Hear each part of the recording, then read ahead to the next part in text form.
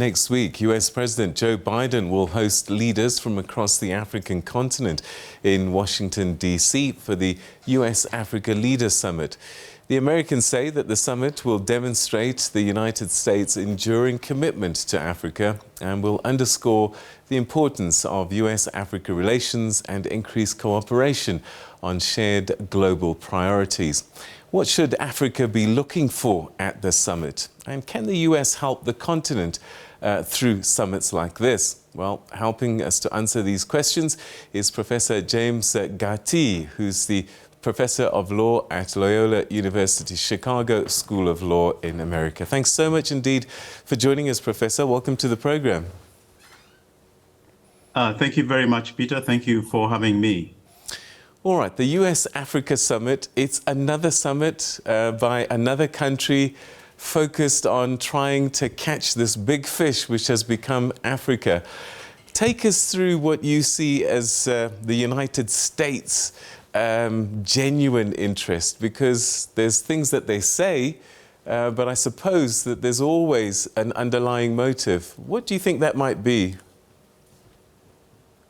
Well, you're right, Peter. I mean, there are many things going on here. First, I think the U.S. is genuinely interested in African markets. That is to say, they would like to see more of U.S. products sold in Africa. And therefore, at the summit, there will be the Forum of the Trade Ministers and what is known as the Africa Growth and Opportunity Act, which allows African countries to take into the U.S.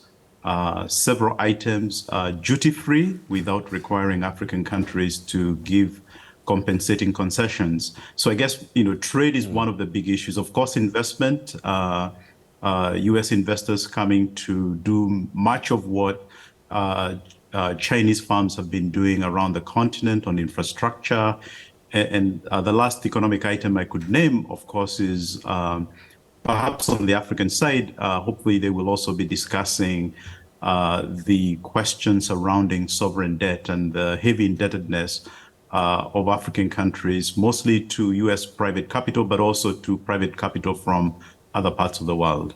All right, we'll talk about what Africa should be asking for just now. I'm just wondering, though, about the timing.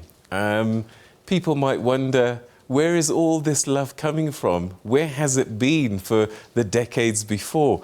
Is this Russia and China forcing the relationship to speed up?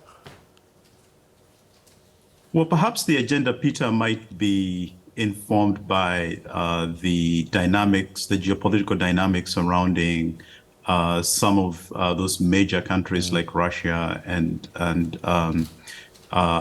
China that you mentioned. This summit traditionally, especially the Africa Growth and Opportunity Forum, happens about this time of the year. So perhaps that's not surprising. I saw that President Biden has taken up President Ramaphosa's call for Africa to be represented in the G20.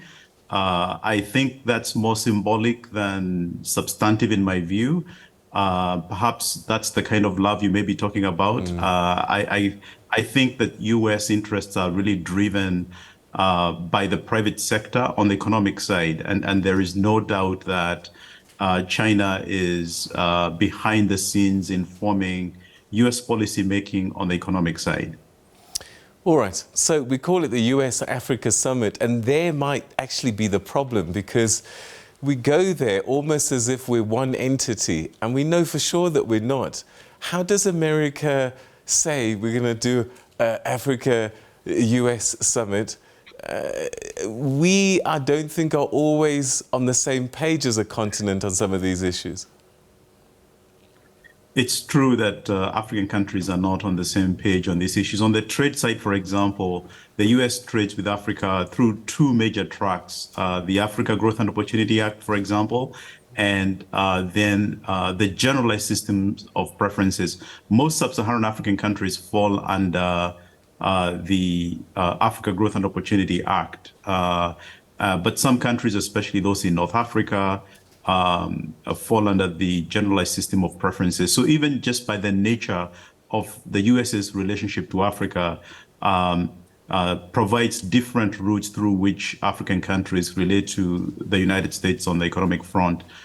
It's been a long time since the continent really spoke in one voice on economic issues in its external economic relations. One hopeful point, Peter, might be the Africa Growth and Opportunity Act, which at the moment, the Africa Continental Free Trade Agreement, which for the moment, the AfCFTA, which for the moment is in its second phase of negotiations, but also is in danger of being undone by bilateral trade agreements the U.S. wants to sign with individual African countries instead of the U.S. dealing with Africa as one bloc. And that's part of what you're alluding to. Yeah. The fact that even under the Africa Continental Free Trade Agreement, the AfCFTA, we have not seen a commitment by African leaders to speak in one voice. Do countries like America fear a successful continental free trade area agreement? I believe that it's not in the interest of U.S. private interests for a successful Africa Continental Free Trade Agreement, because the goal of the agreement is to lower barriers of African trade so that African countries can trade with each other much more than they can trade with the external world. That would mean that African countries save a lot of foreign exchange. So, for example, for food or oil, African countries buy much more food and oil from outside the continent. Yet, they can fulfill the demand from within the continent. Such increased intra-African trade would save African countries millions of dollars that they would then use to invest to build the kind of industries that would produce the things that we import from abroad at a very high cost. So I think that a successful Africa Continental Free Trade Agreement would be inconsistent with the interests of the very big corporations, whether it's on digital trade or services, or even in agriculture, the heavily subsidized agriculture from the US. They wouldn't want to see a successful agreement because that would mean that they wouldn't have the opportunity to take advantage of that market. Because we in Africa would be able to take care of that market based on our own production. You mentioned sovereign debt earlier on, and I just wonder, as our leaders go and sit at this table, what conversations should be taking place around African debt? So there's several conversations. I think one very important one is that next year, the International Monetary Fund, which, as you know, exercises a lot of economic leverage over African countries, is going to be considering reform of its quota system. That means that the voting structure of the International Monetary Fund might be adjusted based on reworking the formula upon which each country's shares are determined. At the moment, although African countries are a majority of the International Monetary Fund, they have a very small percentage of the entire voting structure, just about 6.2%, compared, for example, to the United States, which is over 17% of the voting share of the International Monetary Fund, which means that the United States can veto any reforms of the International Monetary Fund system, which is critical to questions of, for example, determining what debt sustainability means, or the kinds of economic reforms that African countries must undertake, which signal to private investors whether they should lend to African governments. So one would hope that the conversations around the quota reforms, upcoming quota reforms at the IMF would be at the forefront. In the last round of quota reform, South Africa was very instrumental, and hopefully it continues to be very instrumental in those discussions at the summit. In addition, I think a lot of relief is needed for the pandemic-ridden economies on the continent, and therefore more resources would have to be devoted to ensure that African economies are able to meet the very basic needs of the African peoples, whether it's food, education, health needs, without having to undertake the very difficult reforms that make provisioning for those public services impossible because of IMF conditionalities. Is there anything else you think that our leaders should take to the table so that they say, you know what, we come back to the continent and we've got something in hand that can really show that this summit and these talks have depth and effect? Yeah, hopefully the African leaders will be able to persuade the Biden administration to start laying the foundation for the renewal of the Africa Growth and Opportunity Act, which, as I said, allows duty-free access to the U.S. market, and that they also persuade the Biden administration not to negotiate bilateral free trade agreements that would undermine the Africa Continental Free Trade Agreement. In other words, I think the African leaders must defend what they're doing on the continent from being undermined by U.S. policies moving forward. And that would be very tangible. That act will come up for renewal in 2025, but it might be the Biden administration that lays down the foundation for what comes after 2025.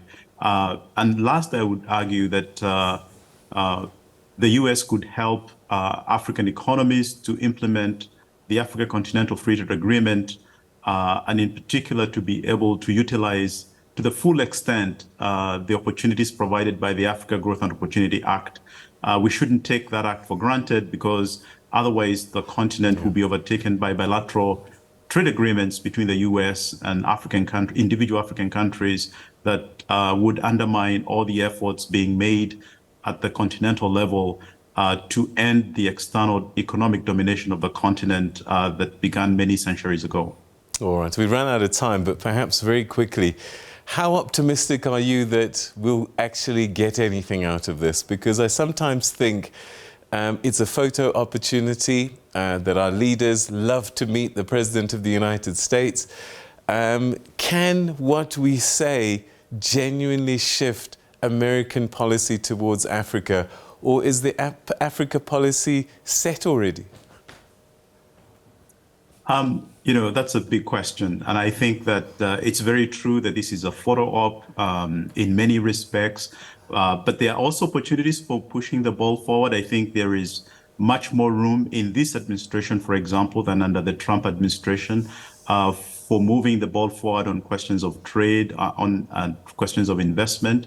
At the domestic level, the Biden administration, for example, has been talking about a worker-centric and a worker-friendly trade policy. That's what African countries need. And if what's good for the U.S. at home is good for U.S.'s external relations with its partners like in Africa, I think that would be a success. But that remains to be seen, Peter. All right, Prof, we'll catch up again in the very near future to see what did come out of this summit. But thanks so much indeed for giving us a preview of what might happen in the week ahead. Thanks for your time. Thank you so much for having me, Peter. Thank you. All right, that's Professor James Gatti, who's a professor of law at Loyola University, Chicago School of Law in the United States. And that's ahead of the U.S. Africa Summit, which is taking place this week. Joe Biden and meeting a number of African heads of state. And we'll keep on top of that story for you in the coming week.